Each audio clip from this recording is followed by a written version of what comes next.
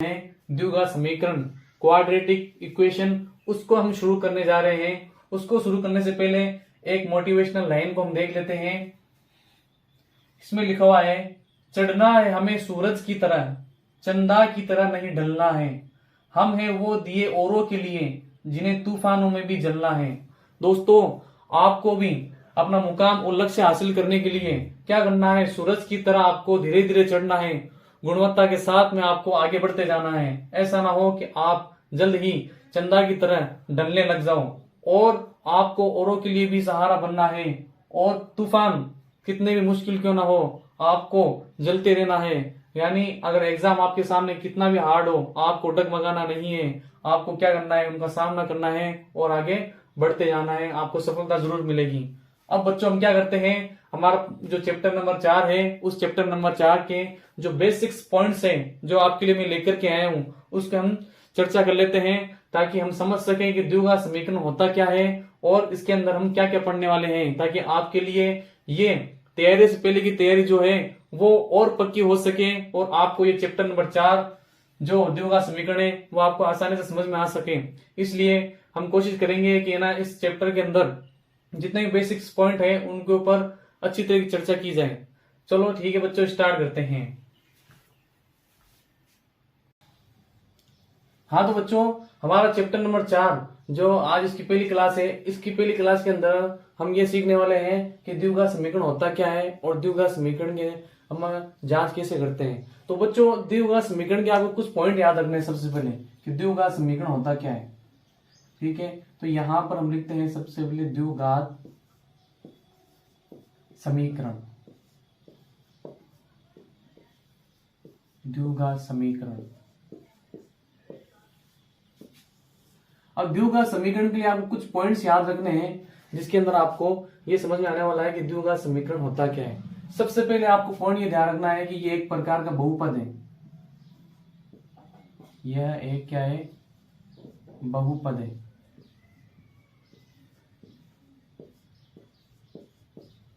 बहुपद कैसे? क्योंकि इसके अंदर दो या दो से अधिक पद रहते हैं, इसलिए यहाँ पर बहुपद कहलाता है। और बहुपद की जो डेफिनेशन है, और मैंने अच्छी तरीके से आपको जो क्लास नंबर 2 है उसके अंदर समझाई है, आप वहां पर भी सीख सकते हो। लेकिन यहाँ पर ये इस प्रकार का बहुपद है जिसकी अधिकतम घात 2 होती है। यहाँ पर चर राशि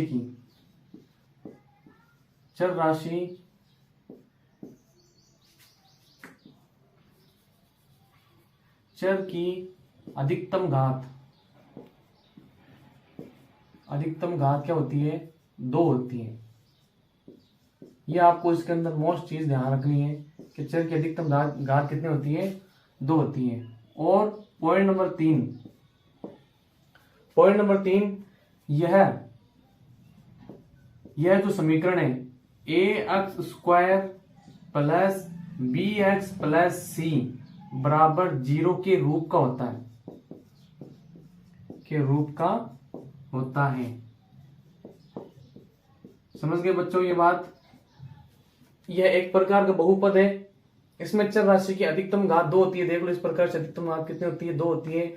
और यहाँ पर इसका जो रूप देखने को मिलेगा वो किस प्रकार का दिखेगा? ax² plus bx plus c equal to 0 के रूप का आपको दिखेगा। और यहाँ अधिकतम घात कितनी है? 2 है। अगर यहाँ पर अधिकतम घात 2 नहीं होती है, 3 होती है या फिर 1 होती है, तो यहाँ पर वो द्विघात समीकरण नहीं कहलाएगा। हमें यहाँ पर इसी के ऊपर चर्चा करनी पूरी क्लास के अंदर।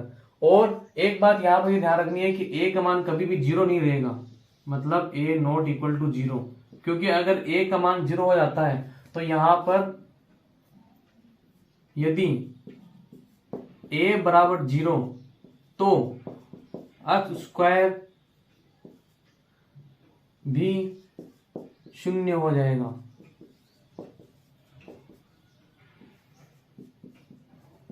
ये आपको बात ध्यान रखनी है कि यहाँ पर ये एक बहुपद है, अधिकतम घात 2 होती है, और ये x² plus bx plus c के रूप का होता है। और यहाँ पर इसके अंदर a 0 के बराबर नहीं है। तो यहाँ पर ये पॉइंट आपको ध्यान रखने हैं। अब इसका कुछ एग्जांपल्स मैं आपको दिखा देता हूँ। एग्जांपल किस किस प्रकार के होते हैं द्विघात समीकरण के, कि वो द्विघात समीकरण कहलाएगा। तो यहाँ पर द्विघात समीकरण कहलाने के लिए देखो आपको यहाँ पर ध्यान रखना है कि अगर आपको इस प्रकार से दिख जाए x² plus 3x plus 7 equal to 0, तो भी यहाँ पर द्विघात समीकरण हो जाएगा। और अगर आपको इस प्रकार से दिख जाए कि यहाँ पर 3x² प्लस 7 बराबर 0, तो यहाँ पर यह भी द्विघात समीकरण हो जाएगा, क्योंकि यहाँ पर चर की अधिकतम घात 2 आ रही है और अक्ष का जो अक्ष है वो नहीं दिख रहा है, लेकिन यहाँ पर अक्ष क्या है, 0 है। अक्ष यहाँ पर क्या है, 0 के रूप में आ सकता है। 0x plus 7 equal to 0। तो यहाँ पर चर की अधिकतम घात 2 होनी चाहिए। यहाँ अगर अक्ष नहीं है तो भी द्विघात समीकरण कहलाएगा। इस बात का आपको ध्यान रखना है। और अब ये द्विघात समीकरण है, इसलिए इसके 2 आंसर आते हैं, कारण अक्ष के मान कितने आते हैं, अधिकतम 2 आंसर आते हैं। और किस प्रकार हो सकता है, जैसे मान लो √2x² प्लस यहाँ पर 15x प्लस x माइनस 12 बराबर 0 के रूप का हो सकता है। और यहाँ पर फिर क्या है, क्या ये तो हो गए इसके एग्जाम्पल्स, और भी एग्जाम्पल देखने को मिलेंगे। तो यहाँ पर द्विघात समीकरण के बारे में आपने समझ लिया कि यहाँ पर ये बहुपद होता है और अधिकतम घात 2 होती है, और ये a² plus bx plus c के रूप का होता है, और यहाँ पर 1 का मान 0 के बराबर नहीं होता है। अब यहाँ पर हम ये चेक करेंगे, अगर हमें कोई समीकरण इस प्रकार का दे दिया गया है ना, तो उसके हमें जांच करनी किस प्रकार से वो द्विघात समीकरण है कि नहीं है, उसकी हम चर्चा करेंगे। तो अभी इसको आप पहले लिख लो, फिर आगे हम ये चेक करेंगे कि द्विघात समीकरण है कि नहीं है। चलो अब आगे हम देखते हैं।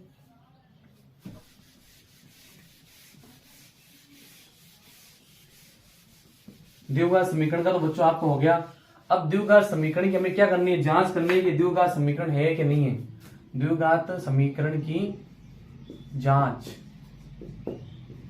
द्विघात समीकरण की जांच कैसे करेंगे हम।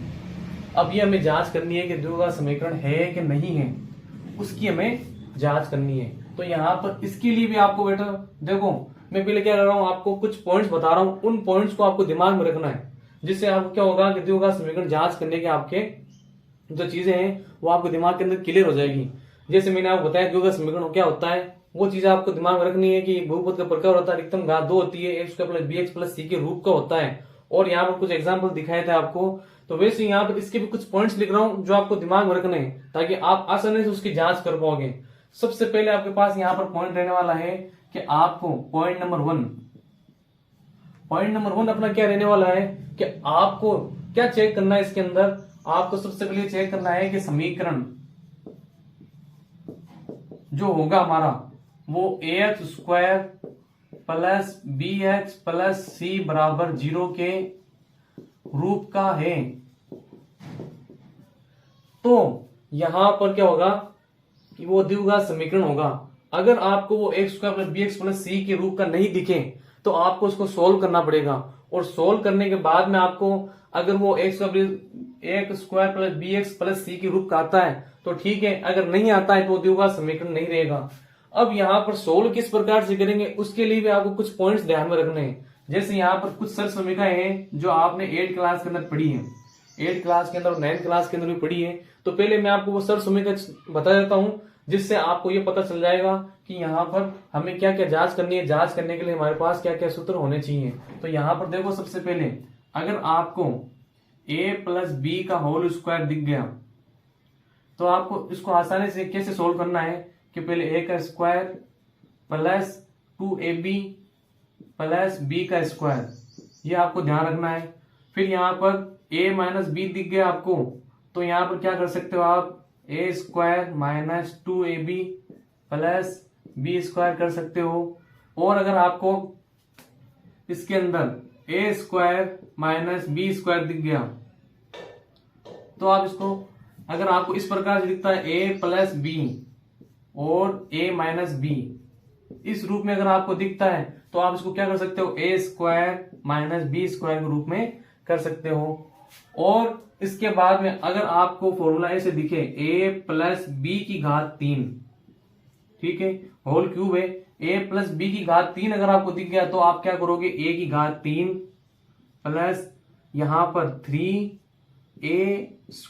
b, पहले देखो यहां पर 3 है, फिर a क्यूब स्क्वायर है, फिर b सिंगल में है, फिर वापस यहाँ 3ab² आपको रखना है, प्लस b की घात 3 आपको करनी है। तो यहाँ पर हमारे पास पॉइंट नंबर ये 2 के अंदर आपको सरल समीकरण याद रखनी है। इसकी माइनस की देख लो, यहाँ पर माइनस की क्या हो जाएगी, a माइनस बी की घात 3 इज इक्वल टू, अब हमारे पास यहाँ पर क्या हो जाएगा, इसके अंदर इसके अंदर हमारे पास जाएगा ए क्यूब माइनस 3 यहां पर a square b minus 3ab² minus b cube. तो इस प्रकार से आपको यहां पर ये ध्यान रखना है कि यहां पर ये सरल समीकरण इसके अंदर हो गई। और कुछ जो गणितीय संक्रियाएं हैं, जो कुछ और मेथड्स है, वो आपको जब सवाल करेंगे उसमें आप समझ जाओगे। तो यहाँ पर ये पॉइंट आपको ध्यान रखना है, ये सरल समीकरण आपको ध्यान रखनी है। अब हम क्या करते हैं, कुछ एग्जाम्पल्स लेते हैं, उस एग्जाम्पल की सहायता से समझते हैं कि हम किस प्रकार से जांच करें द्विघात समीकरण है कि नहीं है। ये सरल समीकरण आपको याद रखनी है। समझ गए बच्चों? अब आगे बढ़ते हैं।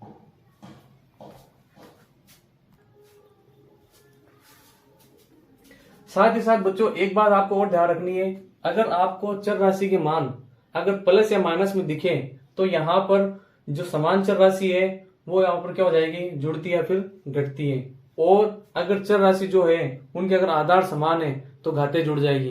कैसे? आपको कुछ एग्जाम्पल्स में लिख रहा हूं। उस एग्जाम्पल में पॉइंट नंबर हम कर सकते हैं 3। पॉइंट नंबर 3 में मैं लिख रहा हूं कि यहाँ पर कि अगर यहाँ आपको दिख जाए 3x² प्लस 2x, तो यहां पर ये जुड़ेंगे नहीं, ध्यान रखना। समझ गए? इनको नहीं जोड़ना है क्योंकि ये असमान पद है, असमान पद है। समझ गए? फिर बाद में अगर मान लो इस प्रकार से आपको दिख गया 3x² माइनस 2x², तो यहां पर ये क्या है, समान पद है। क्या है? समान पद है, क्योंकि यहाँ पर चर राशि जो है उसके आधार पर ही यहाँ पे डिसाइड होता है कि पद समान है कि नहीं है। तो यहाँ पर अगर वो पद समान है तो यहाँ पर जुड़ जाएंगे या फिर घट जाएंगे, और अगर समान नहीं है तो वो नहीं घटेंगे, अपनी जगह ऐसे कैसे रहेंगे। एक बात तो आपको ध्यान रखनी है। और पॉइंट नंबर 4 के अंदर आपको क्या ध्यान रखना है, पॉइंट नंबर 4 के अंदर आपको इस बात का ध्यान रखना है कि अगर मान लो चर राशि का आधार समान है, जैसे मान लेते हैं मैं कहूं कि x की घात 3 है, ठीक है, और यहाँ पर ये गुणा के अंदर आ गया और यहाँ x की घात 2 है, तो इन दोनों का आधार क्या है, समान है। तो यहाँ पर घातें जुड़ जाएगी, तो x की घात 3 प्लस 2 हो जाएगी हमारे पास, और x की घात 5 आ गई। आगे बात सुनना आपको बच्चों, इस बात का ध्यान रखना है। जैसे मान लो एक एग्जाम्पल लेते हैं, तो 3x² इंटू, अब आपने आगे गुणा किया, किससे गुणा किया, x से गुणा कर लिया, 2x से गुणा किया। अब जब इसको इससे गुणा करोगे तो यहाँ पर जो इसका आधार समान है, गुणा के अंदर रहेंगे 3, जो 3 है 2 से गुणा के 3 दूनी 6, x से गुणा करके इसकी घात 1 है, तो x की पावर कितने हो गई, 3।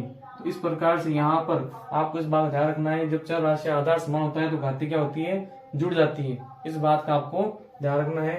तो हमारे पास ये द्विघात समीकरण की जांच करने के आपके पास 4 पॉइंट्स हैं। इन 4 पॉइंट को आपको दिमाग में रखना है। फिर हम क्या करते हैं, चलो अब 2-3 एग्जाम्पल ले रहा हूं, उस एग्जाम्पल से हम समझते हैं कैसे हम जांच करेंगे।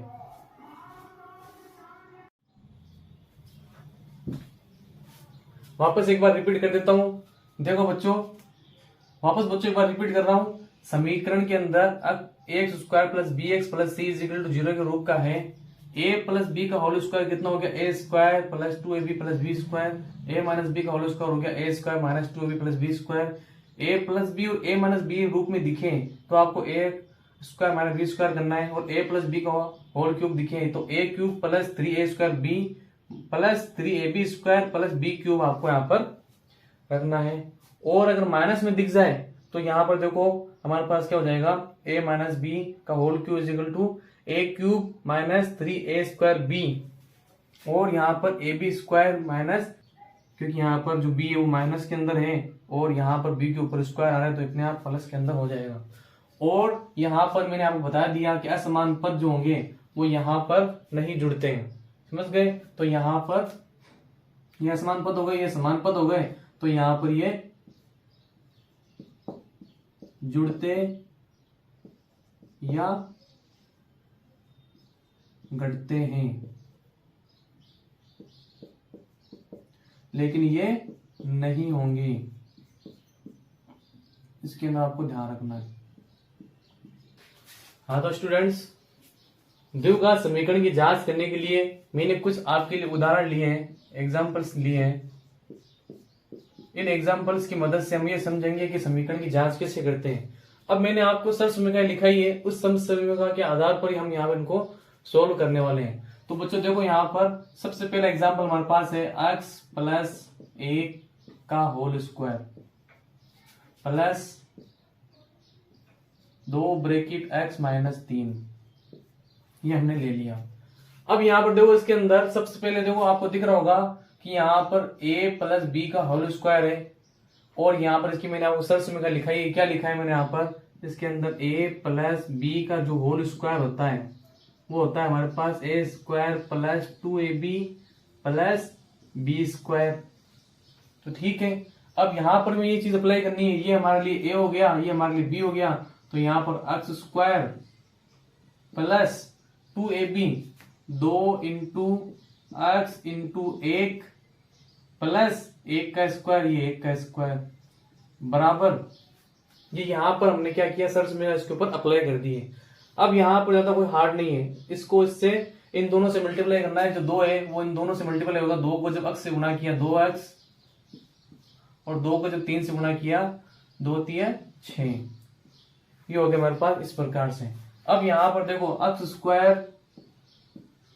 प्लस यहाँ पर हमें क्या करना, तीनों गुणा करना है। 2 को x से गुणा किया 2x, फिर x को x से गुणा किया तो यहाँ पर 2x ही आएगा। तो यहाँ पर 2x प्लस 1 का स्क्वायर 1 ही होता है, ये 1 का 1 बराबर यहाँ पर 2x माइनस 6। तो अब यहाँ पर इस पे देखो हमें क्या करना है, ये जो वैल्यू है राइट हैंड साइड के अंदर, इस वैल्यू को पूरे के पूरे इधर लेके आना है। तो यहाँ पर x square plus 2x plus 1 minus 2x plus 6। यहाँ पर देखो मैंने क्या किया बच्चों, RHS से लेके LHS में लेके आ गया, और यहाँ पर जो मार्क थे उसको मैंने चेंज कर दिया। यहाँ प्लस का 2 था, माइनस के 2 हो गए, माइनस का 6 का जो 6 था वो यहाँ पर प्लस का 6 हो गए। अब यहाँ इसको मैं क्या करना है, सोल्व करना है। तो यहाँ पर देखो x स्क्वायर तो किसी के साथ सोल्व नहीं होगा, क्योंकि यहाँ पर इसके जैसे कोई और पद नहीं है, समान पद नहीं है। तो यहाँ x स्क्वायर अपनी जगह ऐसे कैसे आ गया।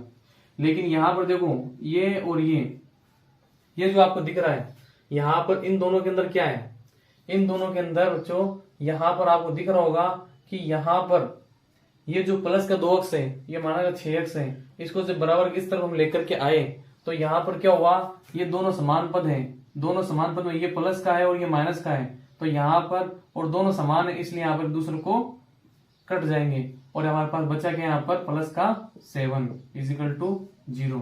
अब यहाँ पर देखो इस समीकरण में x की अधिकतम घात 2 आ रही है, लेकिन हमारे पास x नहीं है। तो इस प्रकार से आपको ये समझना ध्यान रखना जरूरी है कि यहाँ पर अधिकतम घात 2 आना जरूरी है, तो वो द्विघात समीकरण हो जाएगा।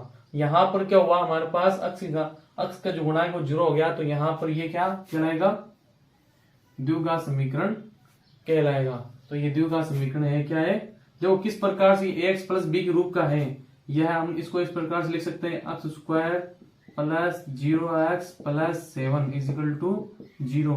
और यहाँ पर जो x स्क्वायर गुणांक है वो 1 है, तो यहाँ पर a बराबर 1 है, 0 बराबर नहीं है, तो यहाँ पर समीकरण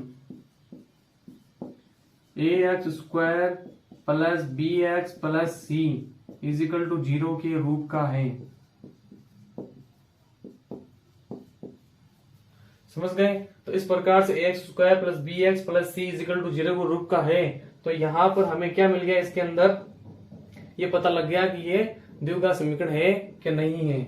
अब यहाँ पर देखो बच्चों, हमारा जो पॉइंट नंबर 2 है रूप का है, ये लिख लेना।